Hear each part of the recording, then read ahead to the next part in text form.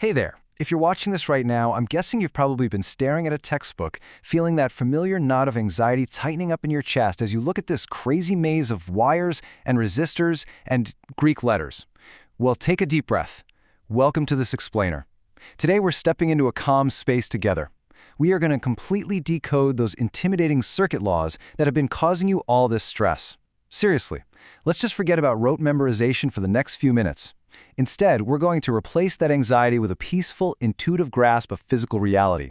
Because honestly, it's way simpler than it looks. Okay, I want you to step entirely away from the electrical engineering jargon for just a second. Visualize a really simple, everyday scene. Have you ever stood on a bridge and just watched a river flow? Think about what happens when that rushing water hits a large rock in its path. The water doesn't just vanish, right? And it definitely doesn't pile up into the sky.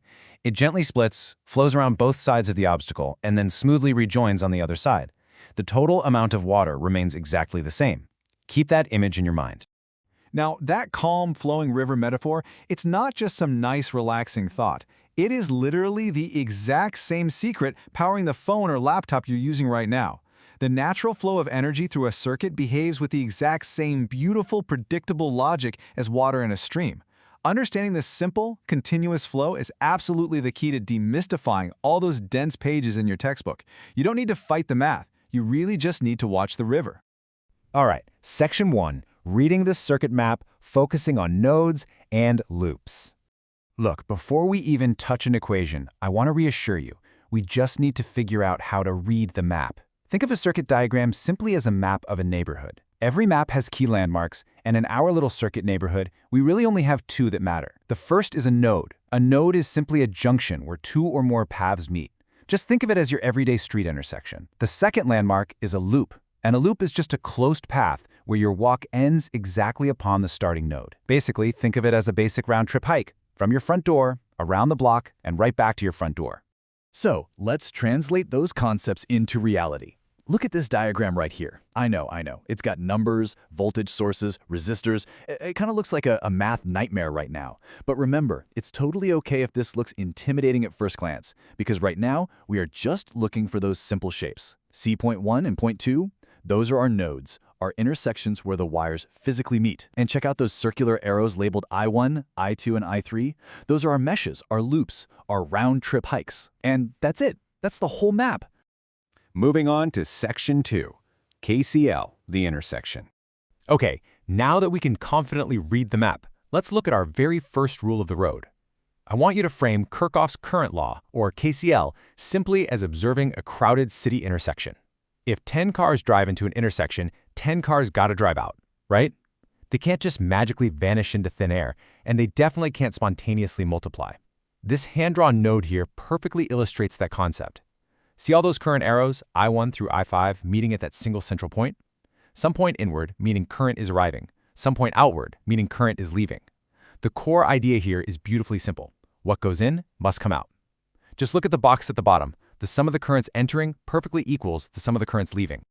Now, your textbook probably puts it something like this. The algebraic sum of the currents meeting at a node or junction is equal to 0. When you read that formally, it sounds incredibly rigid, but let's gently translate it in our minds. 0 here, it just means perfect balance. It's the simple truth that whatever electrical charge arrives at an intersection must also depart. No traffic jams, no vanishing cars, just a perfectly balanced intersection. Which brings us to Section 3, KVL, the round trip. Let's move to our second core concept and see how this builds our understanding. While KCL was all about the intersections, Kirchhoffs Voltage Law, KVL, is all about the journey. I want you to frame this around the physical reality of energy conservation on a walking trail. In this two-mesh network on the screen, trace those circular paths with your eyes, the ones labeled I1 and I2. Compare this to walking a loop on a mountain trail.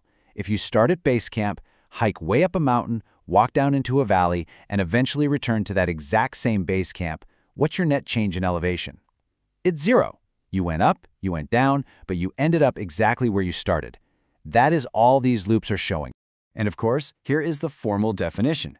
The algebraic sum of voltage drops or rises around a loop is 0. But behind all these technical words is just a story of balance. A voltage source, like a battery, gives you electrical elevation. It pushes you up the mountain. A resistor is a voltage drop. It's the hike back down. So, the crucial takeaway is, if you walk an entire electrical loop and return to your starting node, the net change in your electrical elevation is always zero. Let's actually put them side by side to lock this into our memory without any of the stress.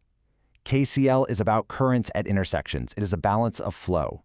Cars in equals cars out. Water splitting and rejoining. KVL, on the other hand, is about voltages in loops. It's a balance of energy. Your elevation gain perfectly matches your elevation drop when you finish your hike. Keeping this super simple contrast in your mind is a highly effective, low-stress way to retain absolutely everything you need. Finally, Section 4, your peaceful takeaway. All right, we've covered the map, the intersections, and the round-trip hikes.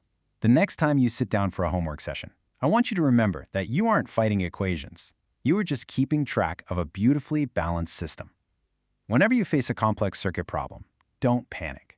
Just follow this simple grounding routine. Step 1. Find the intersections. Identify your nodes where the current splits.